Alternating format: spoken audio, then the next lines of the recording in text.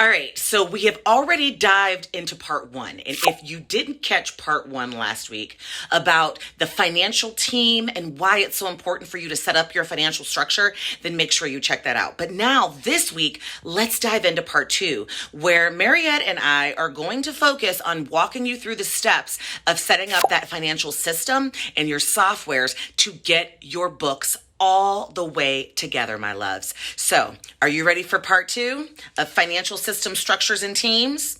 I am too. Let's get to work.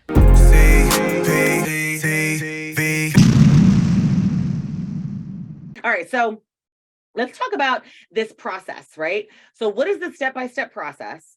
You know I'm about the step-by-step. So what are the step-by-step processes that you use when you're teaching entrepreneurs how to set up their financial systems and software? Financial system, software, it's all included. So what do you say? What's step number one?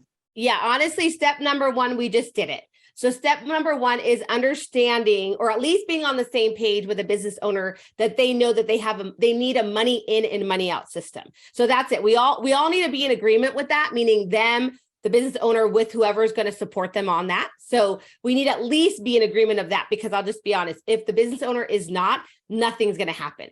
Mm-hmm. Accounts aren't going to be created. Accounting systems aren't going to be built. Like, we all have to be all in, skin in the game, right? Mm-hmm. So then once I understand that they have skin in the game, then we just really break it down simply. And honestly, the first two things I ask, and I hope I get the answer that I want, but I say, like, are you open to leverage technology for this? Because things can be so much easier if we bring in technology. And so that's that. I ask that way because I want to see their face. I want to see how they feel about it.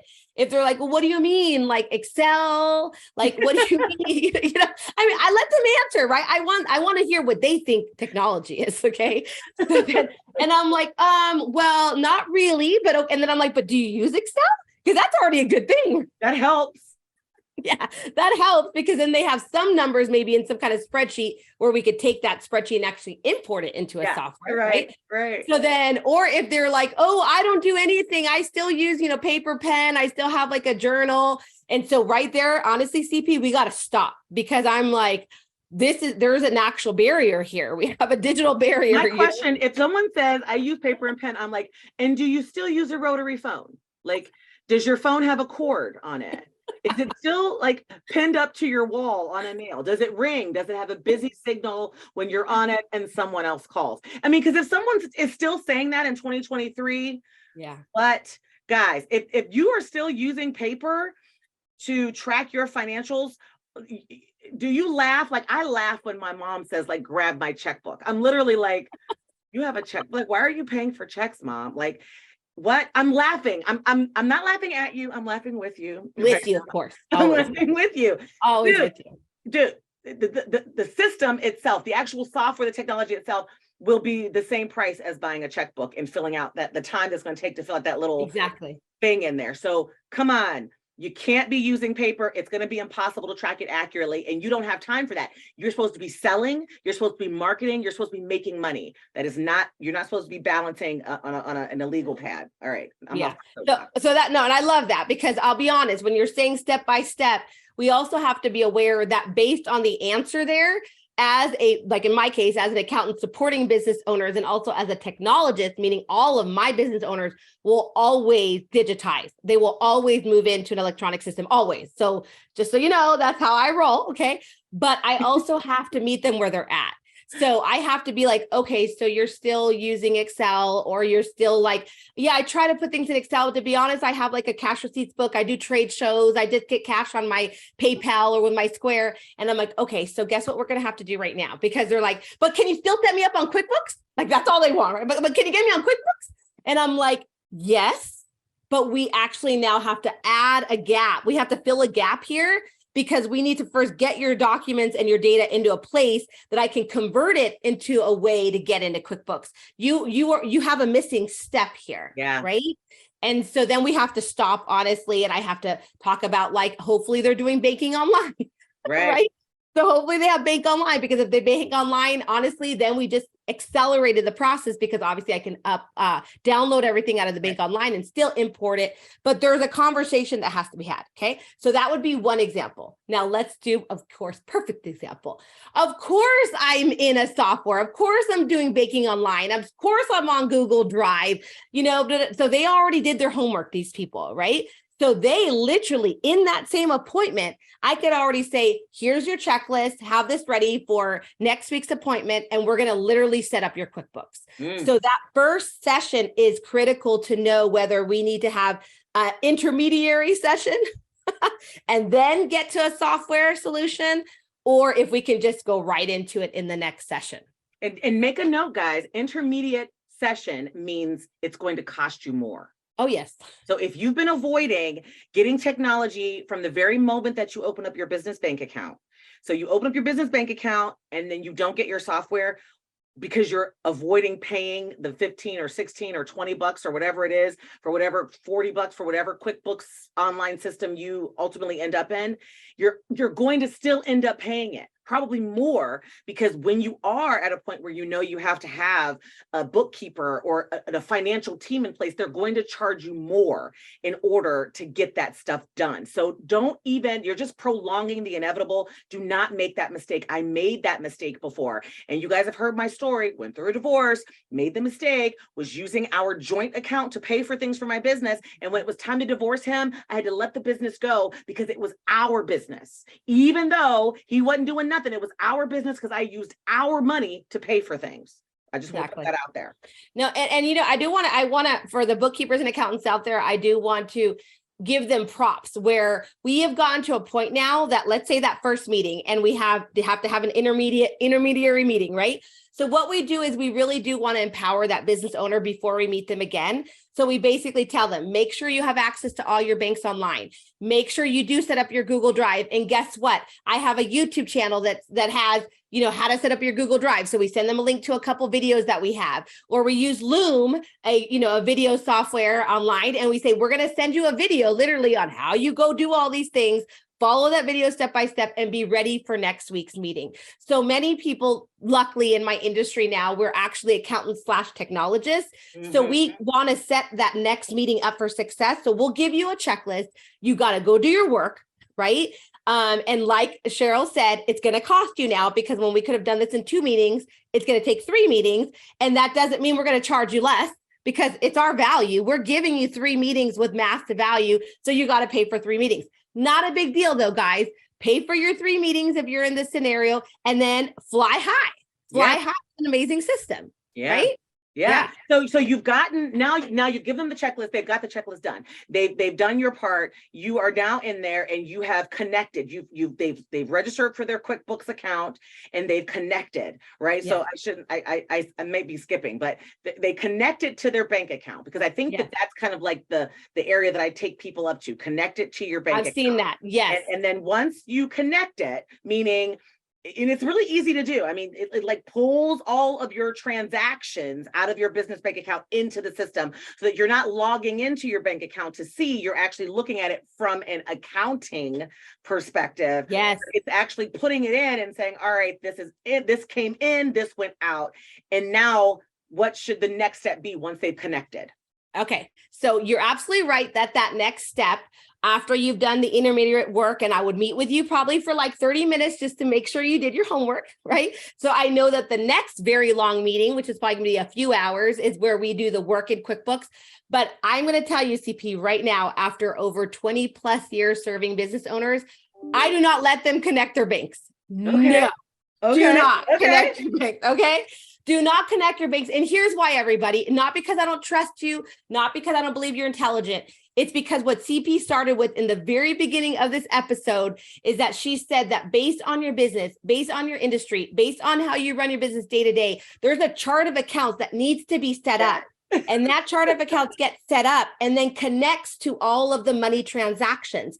If the chart of accounts is not set up correctly and the money transactions come in and you start getting all fancy and just start connecting and matching and pulling transactions in, that is an accountant's nightmare. That is an It's accountant's true. absolute nightmare. Okay. But to really to say, but you would rather someone at least if they've got their QuickBook. I'm not saying to pull and to do the reconciliation part and pull the drop down. Yeah. Just go in and actually like put your bank account, like log That's it. that your bank Sync. just connect your bank account. That's it. I want to make sure I'm clear. Don't start going in and reconciling in your own way the stuff. Just make sure your bank account is connected so that it's pulling. Yes, exactly. What's happening in to the system, but don't because you're don't categorize. In other words, it's called categorize. So, when you're in the bank feed, which is what CP is referring to, maybe we'll even show you a picture of the bank feed. When you're in the bank feed, you're going to see all those transactions in there. And trust me, depending on if you're like eager, you'll be like, I can easily just call it this and this and that. No, do not. If you already have an accountant or bookkeeper engaged, trust them. Trust that they're going to serve you and that they listen to you and your business, and also that they did some homework of their own. Let's say you have a beauty salon. Let's say you're a contractor. Let's say you're an author or you're a creator. They should have done their homework in that 1 week. And they should have gone and looked up chart of accounts for authors, chart of accounts for creators, chart of accounts for service providers, whatever it is. And on that meeting, which like I said, is usually on average between 2 to 3 hours, we literally do everything. We set up your chart of accounts. We bring in your data. We categorize everything. We may even reconcile a whole 6 months or a year with the data. We do it all because obviously we could do this in our sleep, but we don't want you to do it without us because we don't know your business completely yet. You only know your business. So you know your business, we know the accounting, and imagine the magic that happens when we do it together. That's why we do it together. So the chart of accounts, guys, just to break it down, because I don't want it to sound like a foreign language. If you've gotten QuickBooks before, you've seen the expenses, like the categories of expenses that QuickBooks comes pretty standard. Like QuickBooks will ask you when you first register, like some general questions about your type of business, but it's going to guess. Okay, so for this type of, if you say I'm a consulting firm, it's going to guess and it's going to put a kind of default chart of accounts, meaning all the categories of your expenses and the categories of your income. So the chart of accounts, however, can be customized, should be customized for your particular business. And that is kind of a little bit behind the scenes where you're actually creating your own things and where it's coming from and what counts as liabilities and, all this kind of good stuff that you need a professional to do, unless you want to go back to college and take, an entire get an accounting degree. So, but there will be a chart of accounts in there. So don't freak out when you see it, because QuickBooks is automatically going to load that chart, which is all where you see it says marketing, it'll say office supplies. It just kind of puts a default one in there. What we're saying is don't start trying to reconcile it yourself, right? Unless you've taken some classes. Make sure your bookkeeper is with you, but you want to connect your QuickBooks to at least your bank account. So that's like the bank feed. And then it will automatically pull into QuickBooks stuff that you're using, that business debit card that I've told you to get, and make sure you have stuff that you're using your business debit card for, or that you're actually paying, through your bank bill pay system. Let's just say if you're paying a bill through your bill pay system in the bank, it's going to pull all that out, and any deposits.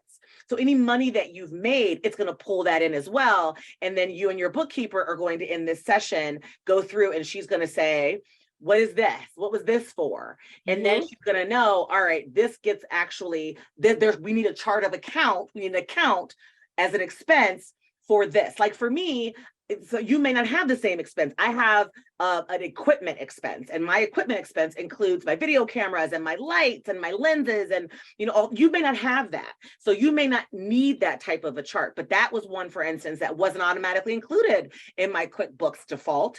We had to add it because as a part of my business, we do YouTube. And so there's a whole separate expense category that I track related to YouTube, creating these YouTube videos so I can make sure that they're profitable as well as beneficial for all of you guys. So love the chart of accounts. Okay. Yes. You guys set the chart of accounts up. If you do it with them, and then after that, the magic happens on the bookkeeper side, right? Yeah. Yeah.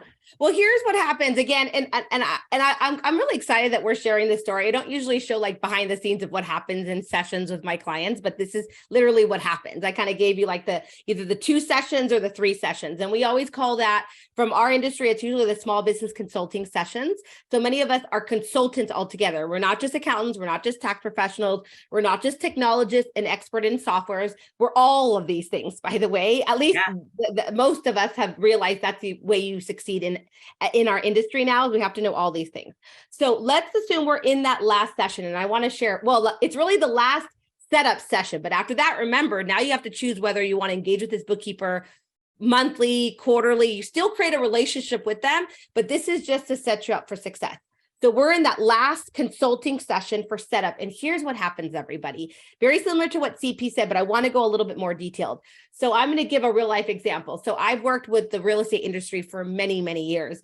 And when I knew a real estate professional would be coming to me, I'd actually have to segment them into their different categories. So a real estate person could be an agent. So they sell homes, they get commissions. Someone in real estate could actually be in property management, meaning they've bought in properties long-term and they rent them. They're actually investors and they're property owners. And then you may have someone that literally, this got really big in the early 2000s, where they would fix and flip homes. I'm sure y'all saw the signs, right? I'll fix your flip home for free and all that crazy stuff, right? So then these fix and flippers is a completely different way to categorize their transactions. Like, we're not going to go there, but it's like a whole different animal from a real estate agent, let's say. I'm sure. Oh no, like completely different. So it that's sounds so complicated. I'm just thinking all the stuff that they're spending and the expenses and the revenue. Oh, CP, and the loans and the liabilities and it's short term. Remember, they're fixing and flipping. So they're turning these homes really fast.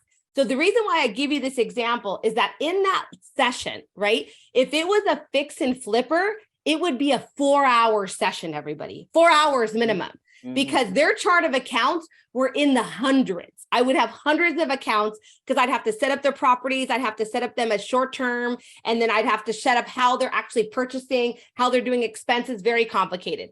If it was a real estate agent that had maybe 5 sales of homes, our meetings were like 45 minutes. Right. And that's only because we were chit-chatting, so what else did you do this year? We would kind of fill in the space.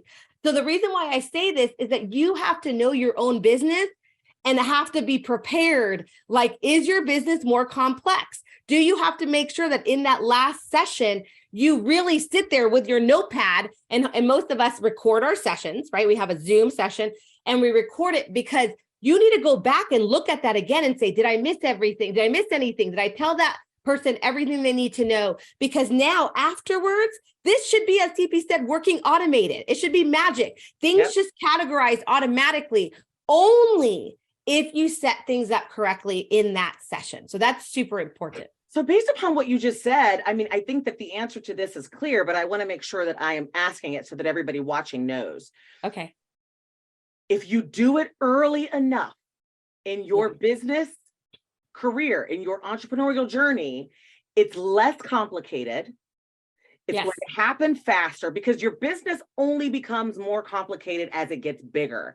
So that is why, guys, in the very beginning, do this in the very beginning, because your chart of accounts is only going to get bigger. It's only going to get more complicated. As you add business credit, it's going to get more complicated. As you get a loan, if you get a grant that has to be paid back, if you bring on investors, all of that stuff as you move throughout your entrepreneurial journey adds to the financial system that we're talking about, the financial structure that we're talking about. And so the best time to do it is in the very beginning. Like, okay, I just got my tax ID.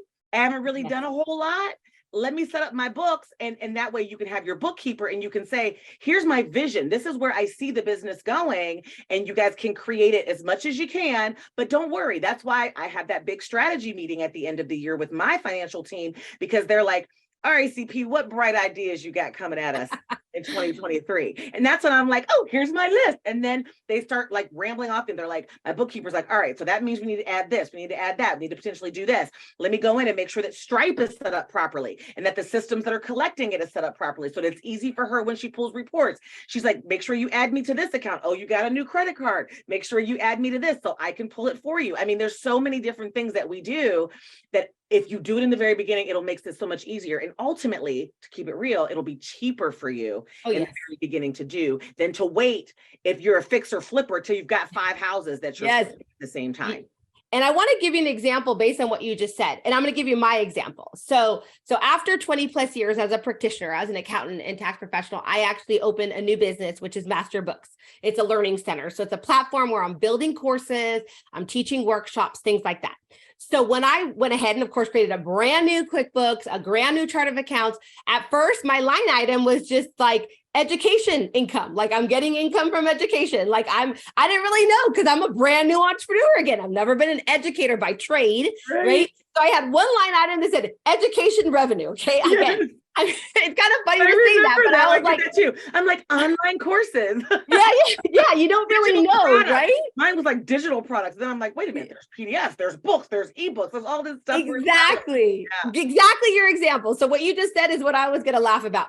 So at 3 years later, guys, it's 3 years later, I started in 2020. I realized that was not beneficial. I don't know what that revenue is. So now I've had to break that down to courses, to workshops, to collaborations I do with people, to affiliate fees, because I also share other people's content out there, to corporate projects. So I do massive corporate projects. And then I have my members of my community that pay this much, and I have my corporations that pay this much. I need to be able to see that so I can see what my goals are in my business.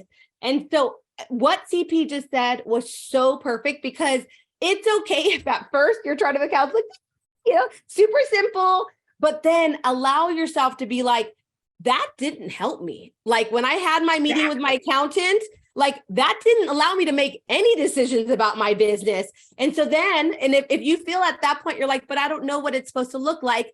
That's when you ask your accountant, can't we change that income category to help me make better decisions? Because I can't make a decision that it says 75,000 education. What education? What did I sell? Like, what does that look like? And so it's okay if it starts small, because that means you did something, which is freaking half the battle, excuse my language, but like that's half the battle.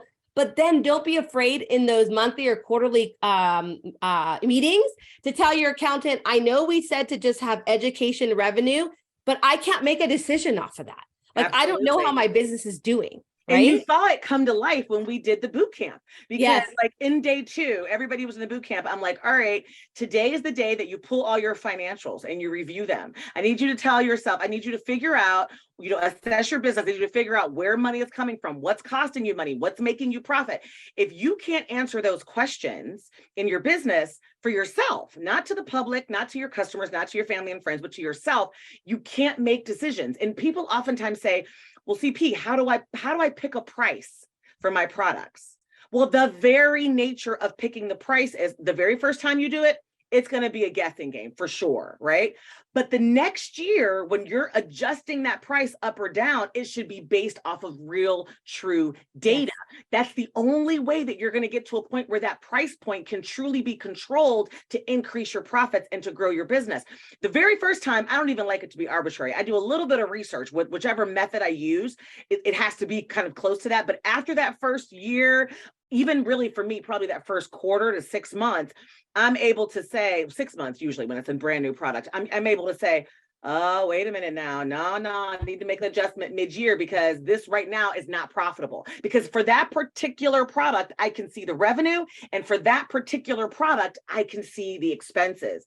So I can see it for that particular thing, and I'm able to make decisions.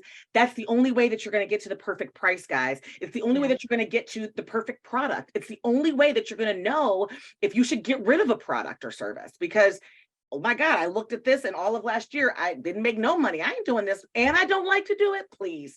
But sometimes you might say something that's really profitable and you're just like, I don't even care. I don't want to do it at all. But that's what we mean when we say make decisions by the numbers. Your financials and your business will guide all of those decisions. And if you don't set them up in the very beginning, you're not going to be able to make those decisions. All you're doing is hindering your own growth, and you're hindering your own journey as an entrepreneur. So Yeah. love it. Love it. All right. So, because these videos can't be too long. Yeah, I know. I feel like you're going to have to stop us because we could go on and on and on. Except CPs are always long. And I'm always like, it's 20 minutes, boo. It just is what it is, at least minimum. But when it's this good, so last thing, and then we're going to talk about where everybody can find you. But what's the biggest piece of advice? One big piece of advice that you can give to our audience, to our entrepreneurs when it comes to their finances as they pursue their growth in their entrepreneurial journey?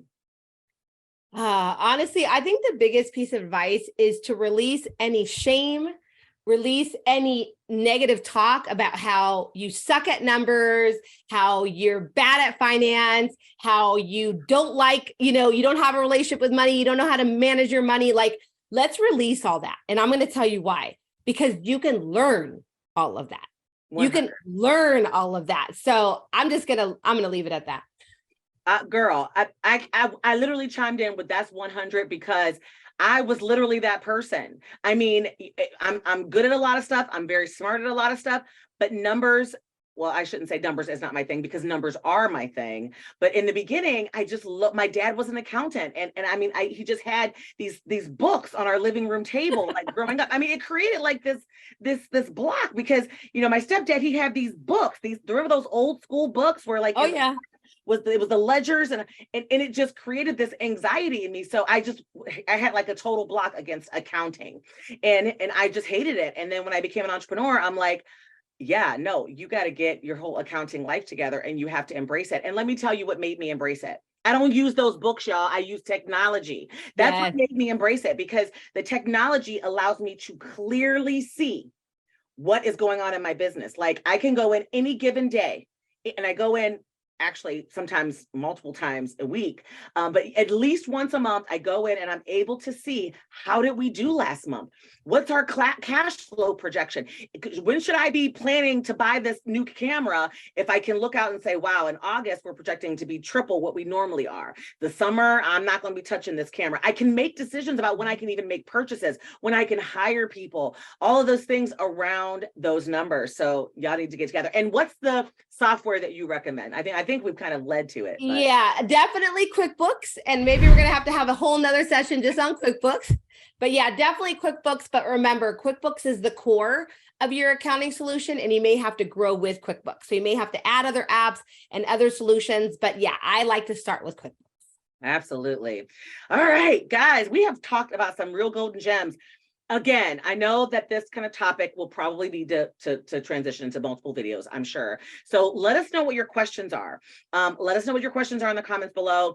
If I don't know the answer, which I probably won't, just so you know, I will get Mariette involved in them. And I'm sure because she is a CPTV family member as well, she will chime in and be able to answer some of those questions for you. We're going to also make sure that we put all of her links in the description below, but Mariette, tell everybody where the CPTV family can find you and where they can get access to like this Master Your Books. I know it's going to be great for them.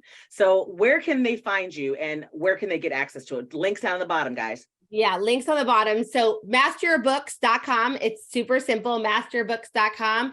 I have a course called Tax Ready Books, and we're going to put the link for CP, her special course link here too. It really covers everything we covered today. And honestly, if you want to learn QuickBooks, guys, and I hope my colleagues don't get mad, go on to YouTube. There's like thousands of amazing videos on QuickBooks.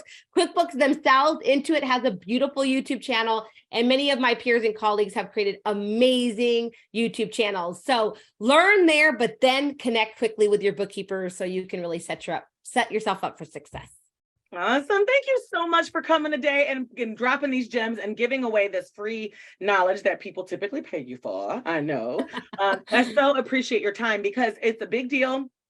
And setting up your business structure, you know how I feel about that. And everybody always needs it. So I appreciate you. You were amazing today. Thank you so much. Mariette, another round of applause. All right, guys, as you know, there it is. If you have any questions or comments, please put them down below. But take heed. Hopefully you got some golden nuggets. Get your financial structure set up. Do the very basics if you need to, but do it. It doesn't matter. There's no excuses. Stop keeping it on paper. Stop keeping it in Excel. You're making your life more difficult and you're preventing your growth as an entrepreneur. And until next time, my loves, I will see you soon. All right. Bye-bye. Mwah!